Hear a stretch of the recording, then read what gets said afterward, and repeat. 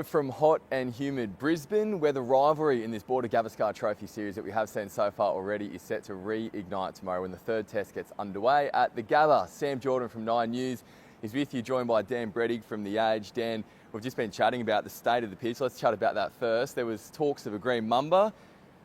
Either way, it's going to serve up plenty of excitement. There's a bit of unpredictability about the surface and also about the weather, and I think the two are interconnected. If there's going to be some rain around during this test match, which is forecast, that's obviously going to keep the surface a little bit fresher, and that's a bit of a dilemma for the curator here in terms of how much grass he leaves on it, how lively is it going to be relative to what the weather's doing. But then again, as we know from Brisbane, it's also about the overhead conditions, how much the ball swings, which if the conditions are anything like this tomorrow, you'd say it probably will swing.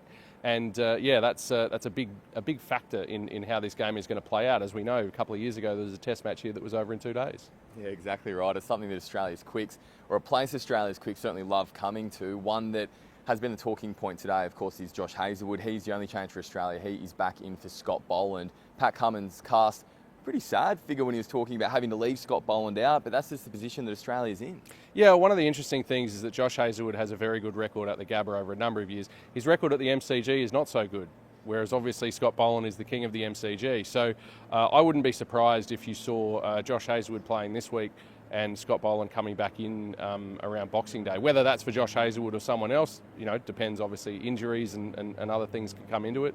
But the fact that Josh Hazlewood has been able to come back from a side strain after only one test match is a bit of a tribute to the fact that he and Pat Cummins recognised that there was a bit of an issue with him during the Perth test at a time when Australia was well behind in the game, and they were able to manage that, essentially limit the damage and get him back on the park quick smart. Short-term pain in terms of that Perth test, and it certainly paid dividends here. Australia's bowling attack, they were brilliant in Adelaide, and bouncing back from a performance that they said by their own standards was disappointing in Perth. How influential are they going to be here this weekend in terms of deciding the test? Oh, very much. The Australian quick bowlers, I could foresee this being another test match where Nathan Lyon doesn't get a whole lot of work if the game goes quickly, and I don't think there was ever any danger of Nathan Lyon not playing. But yeah, certainly Cummins, Hazlewood, Stark will be a big factor here. And as we also heard from Pat Cummins, there might also be some short stuff again.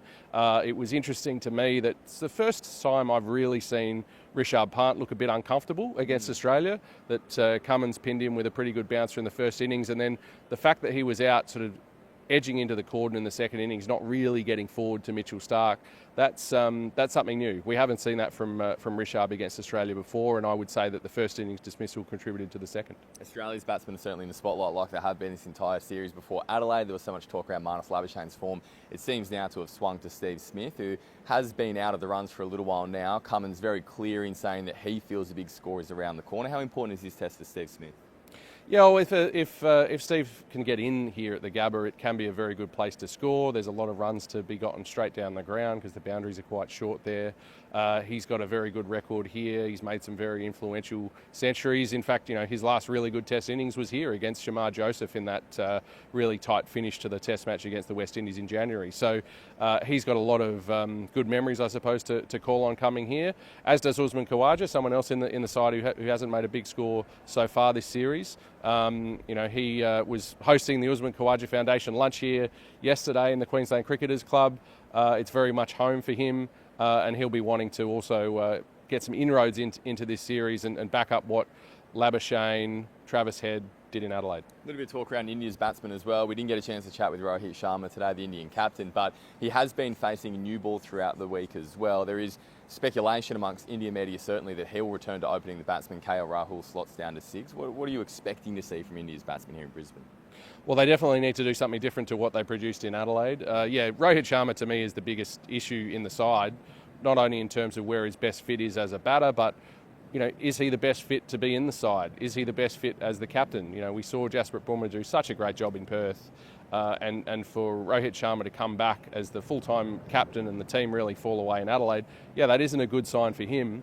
And so he's really got to figure out where's his best spot to have an impact on this match and this series. Ravi Shastri, for one, thinks it should be at the top of the order because even if he doesn't make a big score, he can go out there with an attacking intent. We've seen him play some amazing innings against Australia at the top of the order, particularly in white ball cricket. And I think that's the best Rohit Sharma for India, someone who's having a go, not someone who's kind of poking and prodding and letting Pat Cummins hit the top of his off stump. In the same way that there was speculation around Josh Hazlewood's fitness, the same was for Jasprit Bumrah coming into this test as well. He did bowl yesterday at full flight and challenged his own teammates. The Australian batsmen have said throughout the week that they want to take on the best bowlers in the world. Do they mean that? Bumrah is going to be absolutely firing here in Brisbane. Well, I think one of the unknowns about this test match, of course, is that we're going from the pink ball back to the red ball. India won a red ball test match in Perth. Australia won a pink ball test. There's 3 red ball tests to come. Yep. And I would definitely say that Bumrah, Mohammad Siraj and even the Indian batters, they're more comfortable against the red ball. They see it more often. And in terms of a test of skill for the Australian top order, Bumrah with the red ball in humid conditions with a bit of grass underfoot, it's going to be challenging as it was in Perth. Last one, Dan. Brisbane is somewhere that has been the pride of Australian cricket for such a long time. 33 years it was from 1998 until India beat them here. 2 of the last 4 tests that Australia has played here at the Gabba, they've lost. 2 of the 4 they've won as well. How important is it for Australia to come here and not only get a win here in Brisbane, but in the context of the series as well, go 2-1 up?